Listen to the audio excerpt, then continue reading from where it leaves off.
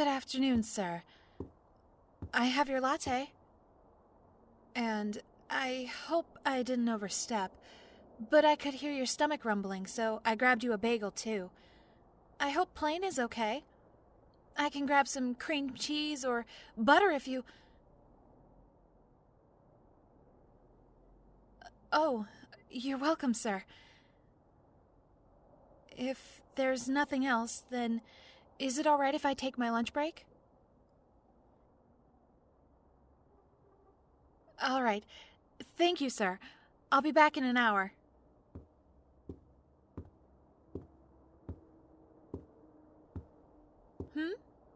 I'm sorry, sir. Did you need something else? Where do I go every day for lunch? Is that important?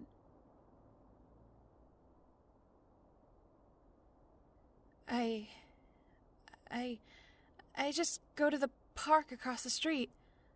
I find a nice bench to sit on and I birdwatch as I eat. Oh, yes! I adore birdwatching. My grandmother got me into it. She lived out in the mountains of Idaho, and we would sit outside for hours. We even made these little bingo cards of all the local birds and... I'm sorry, I'm rambling.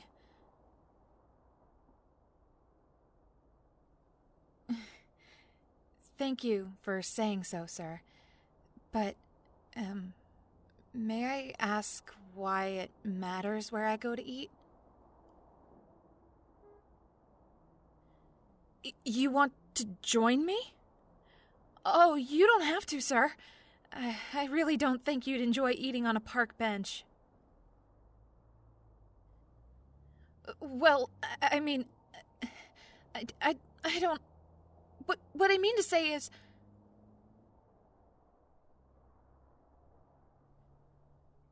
Oh, well... I guess if you really just need a quiet place... I mean, it's not like I own the park, so I can't really tell you that you can't go. No, I don't mind if you join me. If you really want to, that is.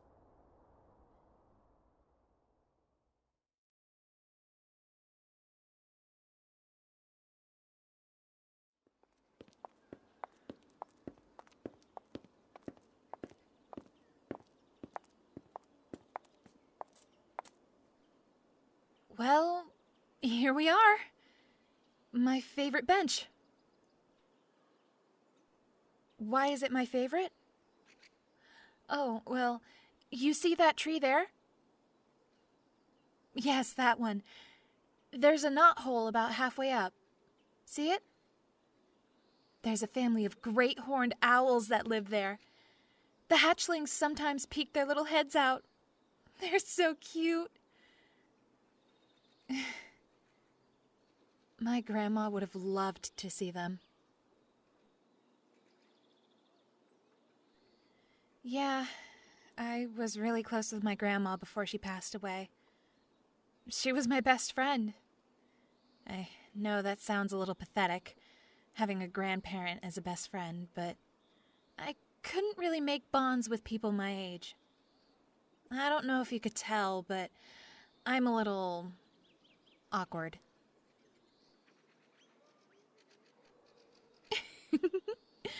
Yeah, I know it's kind of obvious. But I'm just the type of person who's comfortable being alone. What about you?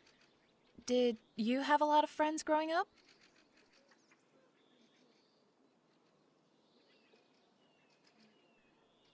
Oh, really? I'm sorry to hear that your childhood friendships drifted apart. But like you said, a lot of them moved away or started their own families. I guess it makes sense that they wouldn't have time to keep in touch. Though, you're quite busy too. I'm sorry, sir. I wasn't trying to insinuate anything. I just mean... well... I used to think that I was the last person to leave the office every day. But yesterday, I noticed the light on in your office. At first, I thought you had forgotten about it, so I went to turn it off. But when I opened the door, I saw you hunched over a stack of papers on your desk. You were so focused on your work that you didn't even notice me at the door. I didn't say anything and just left. But something tells me that wasn't the first time you've pulled an all-nighter.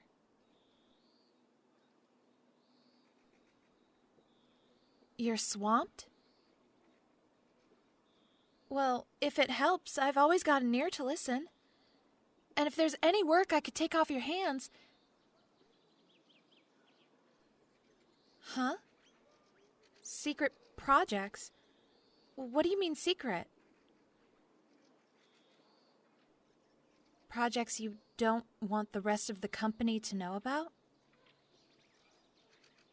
Is it because you don't want word getting around to your fiancée and her dad?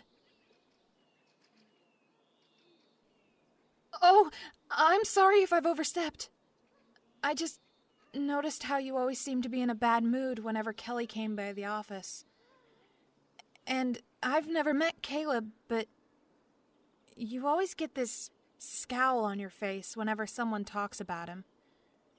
You just seem so stressed when it comes to Kelly and Caleb.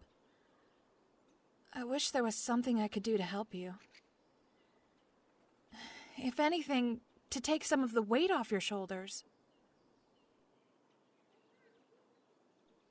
Of course I mean that. You gave me a chance, even when I didn't deserve it. I was 20 minutes late to my interview, and I've messed up your coffee on more than one occasion before I finally figured out how you liked it. I know how clumsy I can be, and most employers wouldn't have given me so many chances. You're different. But in a good way. I've seen how you treat your employees. Not just me. You're always so kind and understanding. And not only are you kind, but you're also inspiring. You know just what to say to push us all to be the best we can be for the company. And... Huh? What? I'm not holding your... Oh my God, I am so sorry. I didn't even realize I grabbed your hands.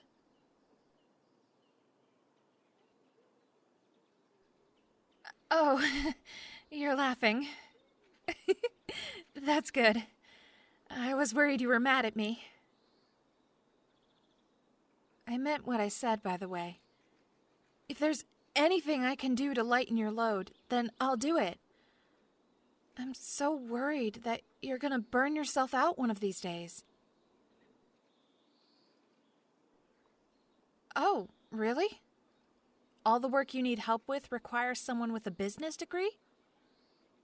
Well, if the degree is in marketing, then I can assure you I'm more than qualified. Why do you look so surprised? I thought the reason you offered me an interview was because you liked what you saw on my resume.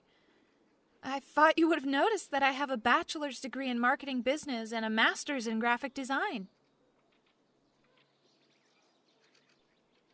Wait, what? Colleen is the one who chooses candidates from the resumes? You just interview them to see the type of person they are. But why do it that way? Don't most companies look at what's on a person's resume? You truly believe that a resume alone doesn't make a good employee? You trust Colleen to only send you people who are qualified to work for you? Well, I suppose I can agree with you on that point. A person can have the highest education and still create a toxic work environment. In order for everything to run smoothly, we do have to get along with one another. Wow. You know, when I was applying, my aunt told me that your company was extremely hard to get into. that you were so picky about who you let in. I guess she was right.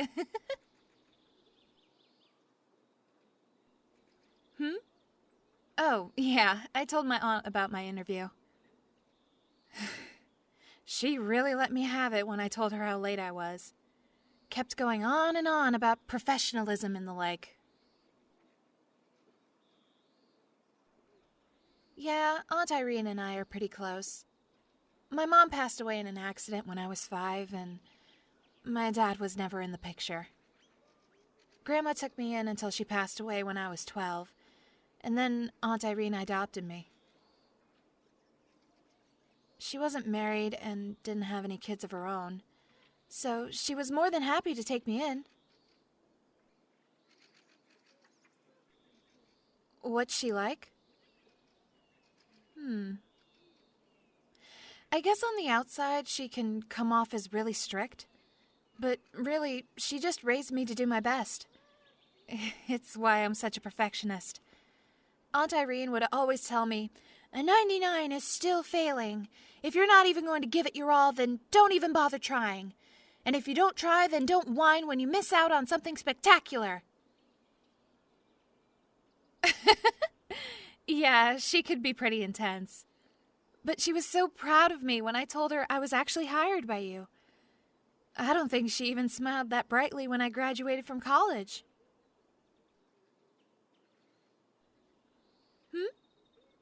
Oh, no, she lives in the next state over. But she does come to visit me often, so it feels like she's right next door sometimes. But we're getting off topic. The point I was trying to make is that I can help take some of the burden off of your shoulders. I know it's asking a lot, but you can trust me. Even if it's just answering some emails or ordering supplies, I'll do whatever I can to make your job easier.